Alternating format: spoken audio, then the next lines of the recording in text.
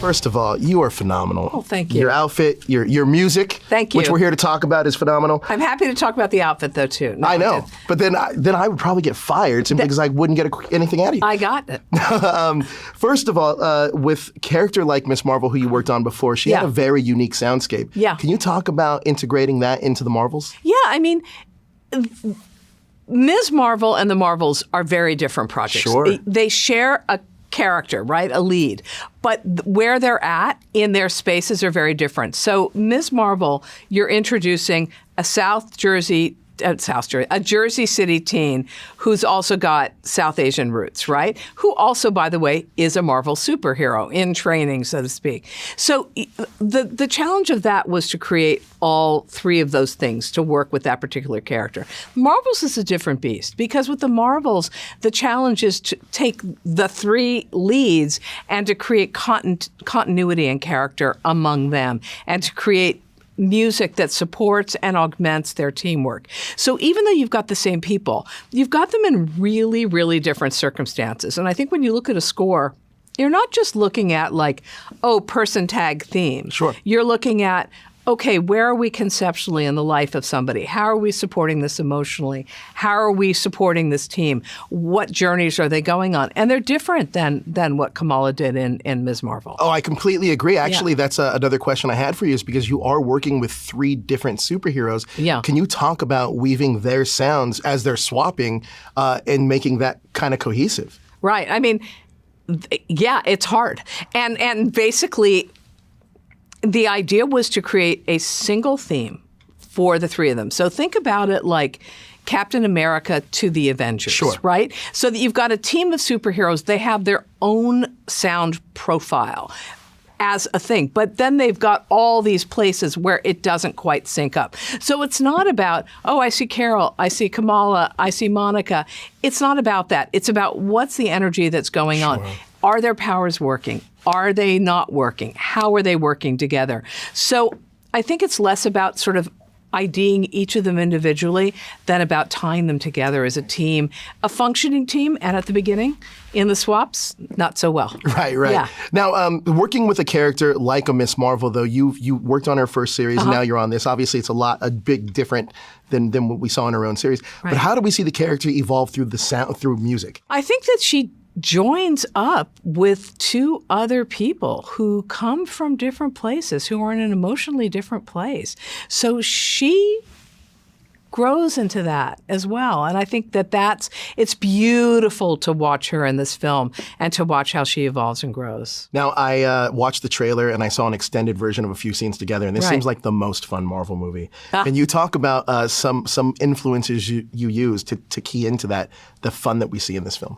I mean, I think there's a lot of that. There's a lot of action. There's a lot of physicality to the film that needs score to accompany it. So I think in terms of, some of the stuff we've been talking about the score has a lot of percussive elements, has that physicality embodied musically. I think that what you see, another aspect of this, which we haven't talked about, is they're in space. Sure. People are in space, right? And so what does space sound like? Like, what is that groove? What is that vibe? How does that affect the music that our characters are functioning in? And then, of course, you've got a lot of emotion. So you've got to think about also, how can you be emotionally resonant with the journey, with this formed family, with this found family, chosen family, in fact. Now, which is a theme, I think, throughout the course of the film. Now, I was looking at my press notes, and I was just going over it, doing my research. I did come across something that I found kind of unique, and it was the X2 and Days of Future Past theme. Now, was that in conjunction to a theme for Miss Marvel, since we got that kind of the X-Men 90s theme in her series, or is that something completely different in the Marvels? I think I'm going to let everybody go and enjoy the film and see what they see as far as that goes. Interesting. You'll have some fun with that. I certainly hope so. I mean, I love the X-Men, so that's my number one thing. Right. Can you talk to me about the collaboration process working with Nia and to create the proper soundscape for a film like this of this scope? I think the very first thing that Nia said is that she wanted a theme for this particular team. She wanted something that sat in the MCU, that was iconic and hummable.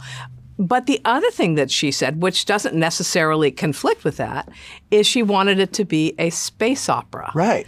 So what does that mean? So immediately I thought, of course, of voices. And how could we use voices? Not in a generic kind of way, but, in different functional ways. So one of the first things that we started to do was record different kinds of singers who come from totally different musical backgrounds. Not ask them to blend, as you do in a lot of choral writing, but ask them to really be themselves and have their own personalities. So that's very much kind of in synchronicity with the way that our superheroes function in this film. I think that there's a lot of that. Like you see a film and you think about what's going on organically, story-wise in a film, and then how can that reflect back on the score? How can that become an organic part of the DNA of the musical score? So definitely voices were that. I think I did some other cool stuff. Like I commissioned sonifications, which is basically taking space data and changing it into music. So I used this really cool computer scientist composer to help me do those things. So that was super, super cool to create that sound of space, as well as recorded a whole, huge array of percussion instruments. But I think, for the most part, you're trying to have music that can rise to this massive landscape, visually, sonically, and emotionally. That is incredible. Well, look, I can't wait to see this movie next week. It looks phenomenal. It looks so much fun.